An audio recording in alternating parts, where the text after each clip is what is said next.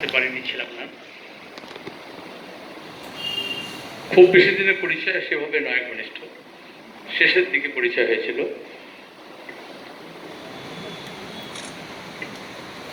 তার সম্পর্কে তার লেখা সেই বলে পরিচয়, সেই পরিচয় তার সহকর্মীদের সঙ্গে তিনি নিজেই স্বতঃপ্রণীত হয়ে তার কিছু সহকর্মী তার সঙ্গে পরিচয় করে দিয়েছিলেন। অদ্ভুত। আর তার প্রথম আলাপে আমাকে বললাম যে আমার বাবার নামও আজিজুল হক। আমি সে অন্য কোনো কারণে সাধারণত বলি এটা মনে রাখার জন্য আর কি, যে শুধু মোহাম্মদ সেলিম বললে তো অনেকেই ভুলে যাবে, এটা নামটা কমন নাম, তাহলে আমার বাবার নাম আজিজুল হক, সেটা কারণ নয়। তারপরে আমি তার স্নেহ পেয়েছি। ফোনে অনেক সময় কথাবার্তা হতো, অনেক সময় নিজে স্বতঃপরিত। আমি ভোটে দাঁড়িয়েছি, করার কথা না, নিজে আমাকে বললেন যে আমি তোমাকে কয়েকটা কন্ট্যাক্ট করে দিচ্ছি, আমাদেরকে বলে দিয়েছি তোমাকে সাহায্য করবে, কাজ করবে, তোমার হয়ে বলবে, তুমি ওদের সঙ্গে জয়েন করে নিও বা ওরা তোমার সঙ্গে জয়েন করে নেবে। আমার তার আগে ধারণা ছিল, যেমন বলা হলো, যে বহুদা বিভক্ত হয়েছে কমিউনিস্ট আন্দোলনের ধারা। সংসদীয় গণতন্ত্রকে পরিত্যাগ করে তিনি বিপ্লবী একেবারে সশস্ত্র সংগ্রাম সে পথ বেছে নিয়েছেন। তারপরে যা হয়, নানান বিতর্ক এখানে বলা হচ্ছিল, সেই সাহসে আমি বললাম যে নানান ধারায় বহুদা বিভক্ত হয়েছে।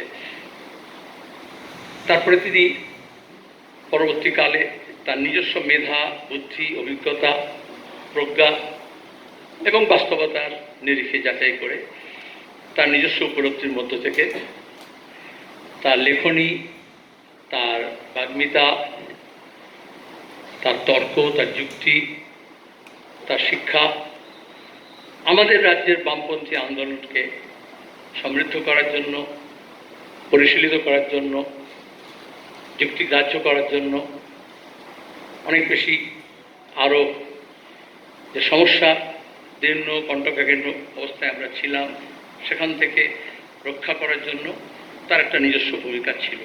তাতে আরও বেশি ঘনিষ্ঠতা বেড়ে যায়। তার জন্য তাকে অনেক সমালোচনা স্বীকার করতে হয়েছে, কিন্তু তিনি যেমন বললেন মণিবাদী, যে নিজের জায়গায়, নিজের বিশ্বাসের জায়গায় অটল ছিলেন। অনেক সময় ডিফেন্ড করার জন্য তিনি শব্দাবলী এমন বাণের মতো ব্যবহার করতেন, তীক্ষ্ণ, অনেকে হয়তো তার জন্য রুষ্ট হতে পারে, কিন্তু সেখানে কিন্তু তার কোনো আড়ষ্টতা ছিল না, স্পষ্টভাবে তিনি বলতে পারতেন।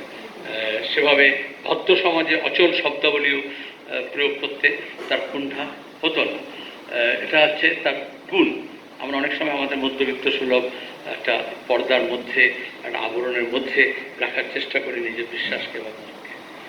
আসলে যখন নদীর গতিপথের মতো যখন মোহনার দিকে যায়, যখন লক্ষ্যে পৌঁছয়, সমুদ্রের কাছে যায়, আমরা তো বদ্বীপ অঞ্চলের মানুষ, তখন সেটা কয়েকটা ধারায় বিভক্ত হয়।